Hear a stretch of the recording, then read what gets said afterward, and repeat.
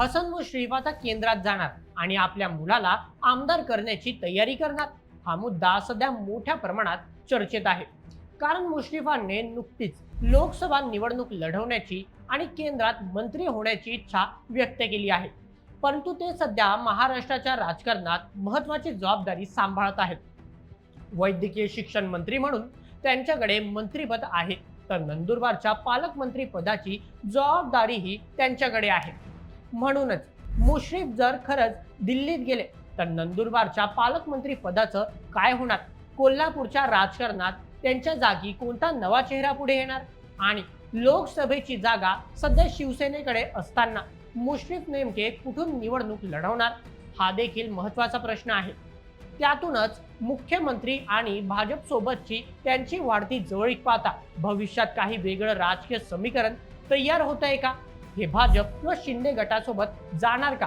आणि जर तसं झालं तर महायुती सोबतच राष्ट्रवादीच्या राजकारणावर त्याचा काय परिणाम होणार?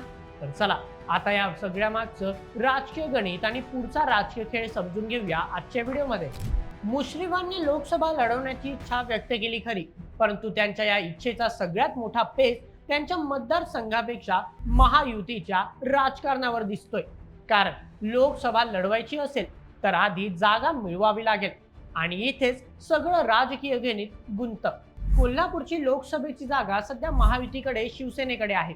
त्यामुळे एकीकडे मुश्रीफ लोकसभा लढवण्याची तयारी बोलून दाखवत आहेत, तर दुसरीकडे या जागेवर महायुतीतील घटक पक्षाचा आधीपासूनच दावा आहे. त्यामुळे मुश्रीफांसाठी ही जागा मिळवायची असेल तर महायुतीच्या जागा वाटपातच बदल करावा लागू शकतो आणि साहजिकच त्याचा परिणाम शिवसेनेच्या दाव्यावर होणार. 2024 मध्ये संजय मंडलिक यांच्या माध्यमातून शिंदे गटाने या जागेवर आपली ताकद पणाला लावली होती. त्यामुळे पुढच्या निवडणुकीत हा मतदारसंघ सहजासहजी सोडण्याची तयारी शिवसेनेकडून असेल असं मानणं कठीण आहे. त्यात कोल्हापूर लोकसभा मतदारसंघातील 6 विधानसभा मतदारसंघाचं गणित पाहिलं तर शिंदे गटाचे 3, भाजपचे 2 आणि राष्ट्रवादीचा 1 आमदार अशी महायुतीची रचना आहे. आणि राष्ट्रवादीचा हा एकमेव आमदार म्हणजे स्वतः हसन मुश्रीफ. म्हणजेच मुश्रीफांची स्वतःची राजकीय ताकद असली तरी लोकसभेची जागा मिळवताना त्यांना महायुतीतील आधीपासूनच्या दाव्यांशी सामना करावा लागणार. परंतु समजा कोल्हापूरची जागा मिळाली नाही तर दुसऱ्या मतदारसंघाचा पर्याय त्यांच्या समोर असू शकतो आणि त्यामुळेच 2029 पर्यंत महायुतीच्या जागा वाटपात नेमकं काय गणित तयार होतं हे महत्त्वाचं ठरणार आहे. परंतु या सगळ्यात आणखी एक महत्त्वाचा मुद्दा आहे नंदुरबार. मुश्रीफ सध्या नंदुरबारचे पालकमंत्री आहेत. त्यामुळे भविष्यात ते लोकसभेत गेले तर नंदुरबारला नवीन पालकमंत्री मिळणार का, की ही जबाबदारी महायुतीतील दुसऱ्या नेत्याकडे जाणार? हा प्रश्न निर्माण होतो. म्हणजेच मुश्रीफांच्या दिल्लीच्या राजकीय महत्त्वाकांक्षेचा परिणाम केवळ कोल्हापूरपुरता मर्यादित राहणार नाही, त्याचा नंदुरबारच्या राजकारणावरही परिणाम होऊ शकतो. परंतु आता या सगळ्यातला सर्वात मोठा राजकीय प्रश्न समोर येतो. मुश्रीफ पुढे नेमका कोणता राजकीय मार्ग निवडणार? कारण ते राष्ट्रवादीत असले तरी मुख्यमंत्री देवेंद्र फडणवीस यांच्याशी त्यांची जवळीक गेल्या काळात चर्चेत राहिली आहे. त्यात आता त्यांनी थेट केंद्रात मंत्री होण्याचं स्वप्न बोलून दाखवले.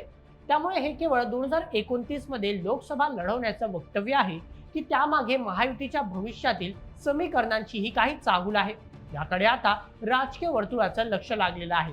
आणि जर भविष्यात कोल्हापूरची जागा भाजपने स्वतःकडे घेण्याचा प्रयत्न केला तर आणखी एक मोठी राजकीय लढत पाहायला मिळू शकते. कारण या जागेसाठी भाजपचे राज्यसभा खासदार धनंजय महाडिक यांचं नावही महत्त्वाचं ठरतं. आणि इथेच पुन्हा एकदा मुश्रीफ विरुद्ध महाडिक हा जुना संघर्ष चर्चेत येतो. गोकुळ दूध संघाच्या राजकारणात दोन्ही गटांकडे अनेकदा टोकाचा संघर्ष पाहायला मिळाला आहे.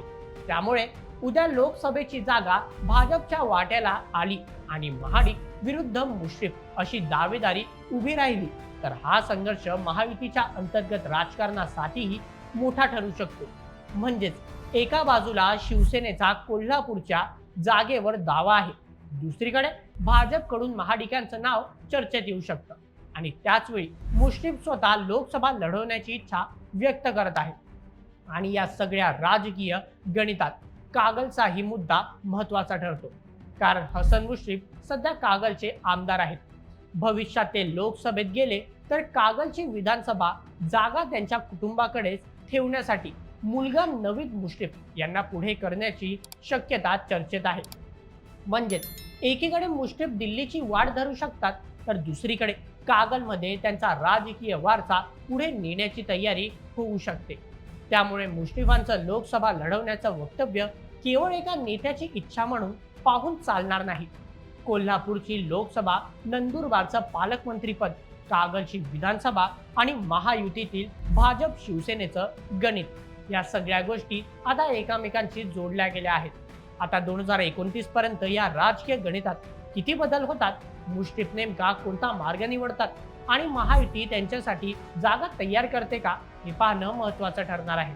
तर मित्रांनो, या विषयावर तुम्हाला काय वाटतं, आम्हाला कमेंटमध्ये नक्की कळवा आणि अशाच व्हिडिओसाठी सबस्क्राईब करा बोल एमएच आपल्या यूट्यूब चॅनलला.